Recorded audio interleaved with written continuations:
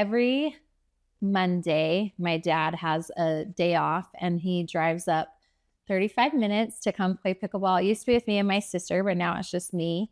And Do you just play the two of you, or do you no, have so partners we sometimes? actually have a whole gym. We have 3 different gyms close by, and or it's one gym, but it has 3 courts, and so there's 12 people.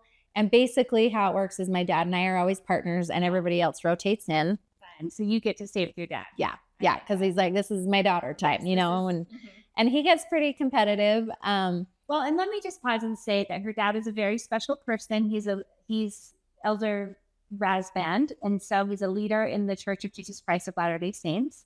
And so I'm sure there's the people that are coming probably really enjoy getting to play with him. Oh yeah, it's fun. They're doing screenshots or FaceTimes for a minute with their kids that are on missionaries and wish them a happy birthday.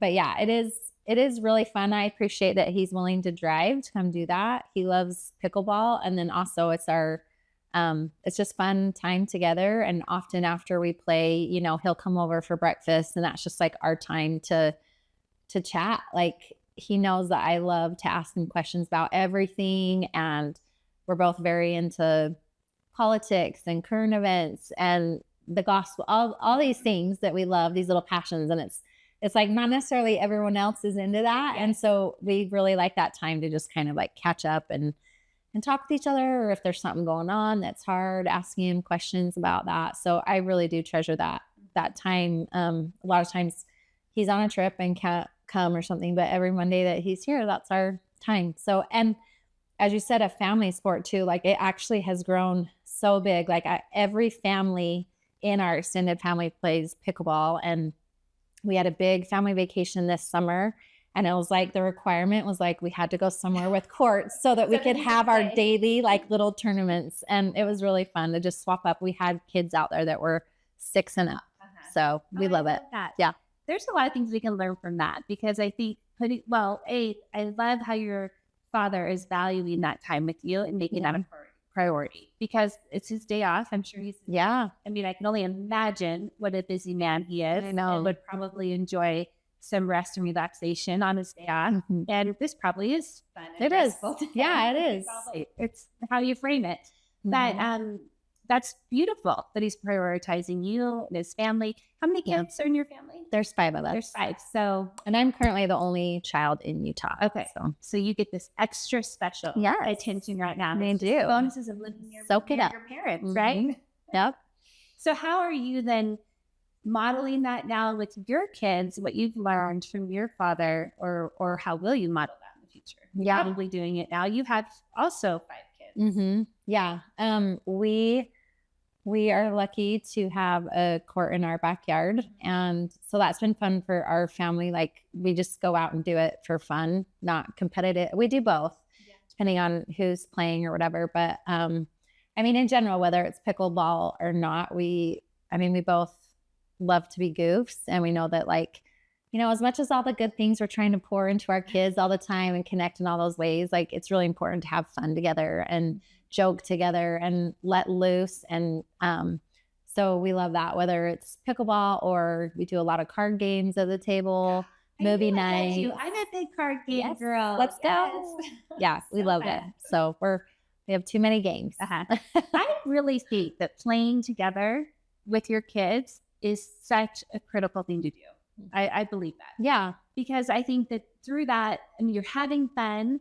And so then they want to be with you more, because you're playing and you're having fun together, and you're showing them that it's, just that it's good to have fun and take. And it loosens us up. Yes. Like, we're always to be a different person when you're playing than when you're serious. And I love to do that with kids. So I love just this aspect of having fun together. And then I think my kids have become better friends and more able to, handle themselves in social settings, because I like to take credit for it, because all the games I've made them play. There you go. Yeah.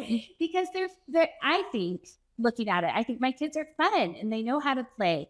And then that helps them when they've left to college to be able to make friends. And these are skills that I just think are important, to be able to connect with people, to make friends, and to, whole group settings and all these things that they've seen us do in their home because we've taken the time to do a lot of play together. And I'm all about education and seriousness too. And we do that as well.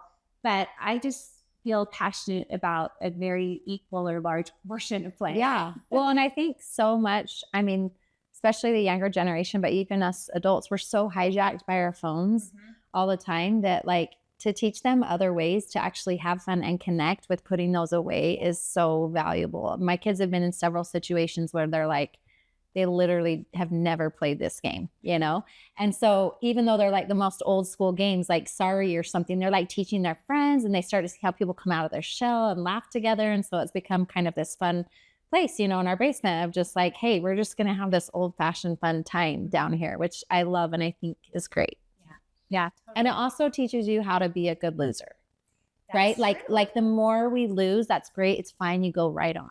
Like, you know, and everybody takes turns in all the different random games. And so I think it's just someone gets to feel really good for a minute and other people, you know, try again. But it normalizes that it's not such a big deal. And it really doesn't say anything about who you are.